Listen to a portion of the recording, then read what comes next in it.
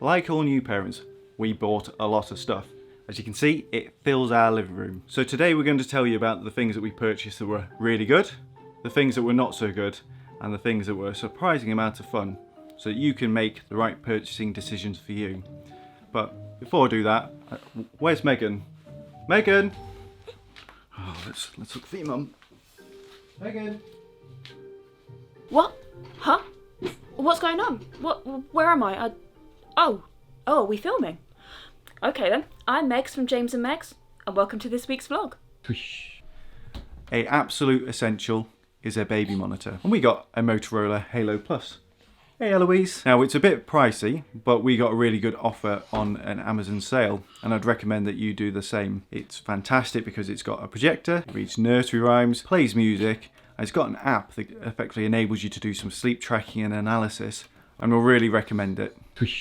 Oh hi, didn't see you there. So the next thing we bought, which has been really useful for us when raising Eloise, is our Amazon.Echo. In everyone's day-to-day life, it can answer many different questions, such as, what's the weather going to be like? Can you play the radio for me? Who sings this song? Answer this question for me. And it's for those exact reasons that the device has been really helpful for me when I've been looking after Eloise. When, for example, if I need to get Eloise down for a nap, I'll ask it to play white noise and it will do it. It won't just play it will play it on a loop for me. If I'm trying to get Eloise dressed for the day, I need to get her really dressed appropriately for the weather, so I can just quickly ask my .Echo what the weather's going to be like. Or even if I'm struggling to get her nappy on during a nappy change, a nice bit of music can sometimes calm her down. So you can ask the Alexa to play a children's album, you know, a bit of Peppa Pig, some In the Night Garden, some Hey Duggee, all of those lovely songs all the parents will have heard over and over and over again.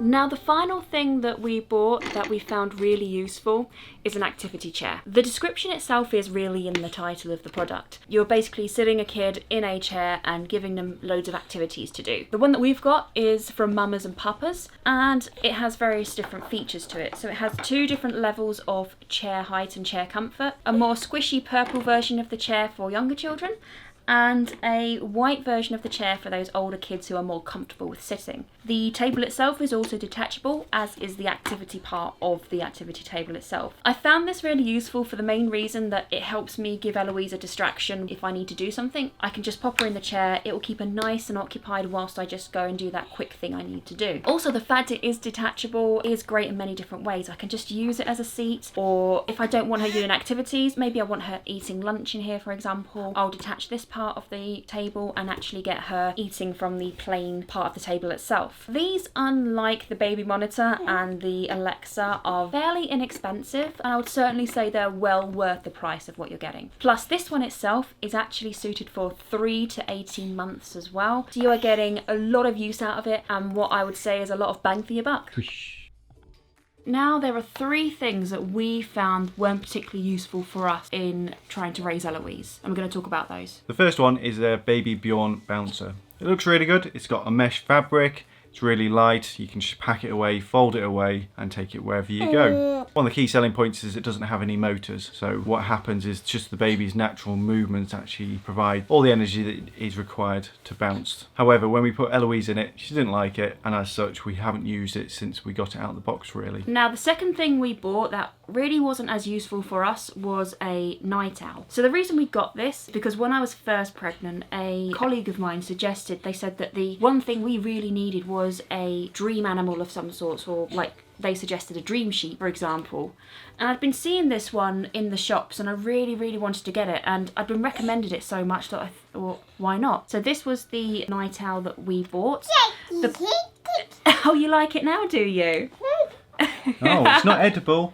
It's really not edible. Not edible. The main function of these toys is to help try and settle baby back to sleep if they wake up. So it will play white noise, it will sing lullabies, and it will even maybe play a heartbeat sound to simulate being in the womb. These are the things that are meant to settle a baby. You want Stitch? Is that Stitch? Okay. That's Stitch. You want Stitch? Okay. In theory, this sort of stuff is supposed to be pretty, you know, useful, really helpful. In practice for us, it just didn't really work. It really did not do anything to try and settle her back to sleep, and it would shut itself off after 10 to 20 minutes. It didn't really function well for us in the same way that the white noise and lullabies from the Alexa and the baby monitor did. I remember having a blind panic whenever it switched off because we had a small margin of opportunity to get it to start playing white noise again. Otherwise, Eloise would wake up and we'd be in screeching, screaming mode. And we'd have the whole charade of trying to get her back to sleep all over again.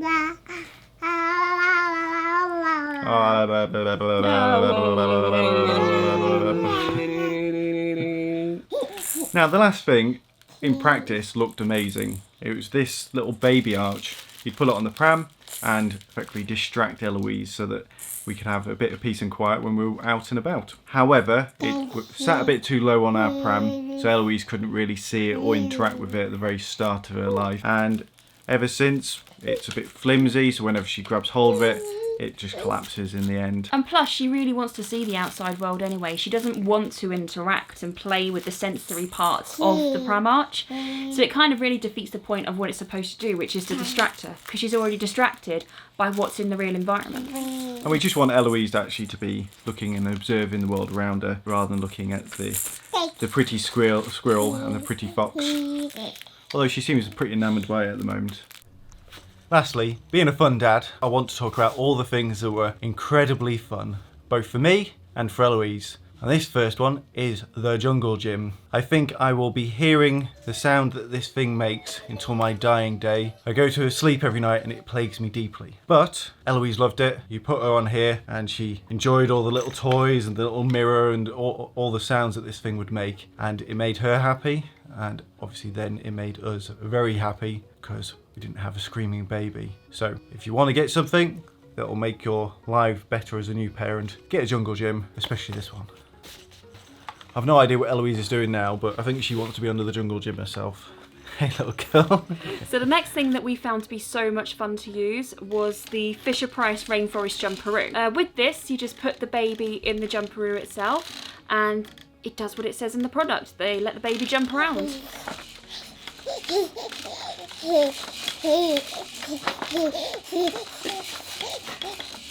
Like so! There may also be some activities on the jumper as well for baby to do, but sometimes they're just happy with the jumping. For us, this was so much fun because of how well Eloise took to it, as you can see. When she first tried it, she wasn't quite sure, wasn't completely keen on the idea of bouncing, but as soon as she knew what she was doing, she was so happy to use it. Sometimes a bit too enthusiastically. I'd be a bit worried that we might have to put a seatbelt on her when she's using it, but overall, it just brought us so much joy to see her laughing and smiling like she is right now. The only downside is if you've got a very quick developing baby, maybe they're super early walkers, then you'd have to stop using the jumperoo, so you might not get as much use out of it as some babies, but it is such a joy to use anyway. What's that, Mum? Louise. Good daddy.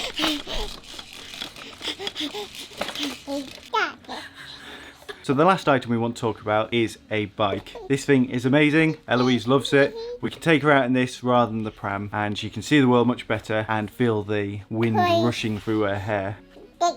Really? Yeah. So the one that we have is a Boppy 4-in-1 bike. So she's actually old enough to use it now. It's got a safety seatbelt as well as a safety barrier here to help protect her, so she can stay in the seat and do bike riding quite nicely.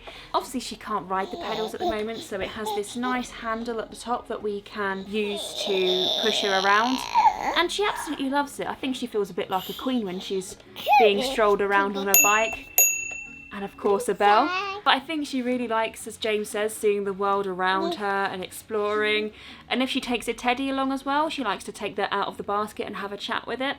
And you know, it's going to be great to see her actually grow up and eventually start to be able to pedal this bike. This can be used apparently up till the kids are like 4 or so years old. So again, it's going to have that long-term value, both financially and emotionally as well.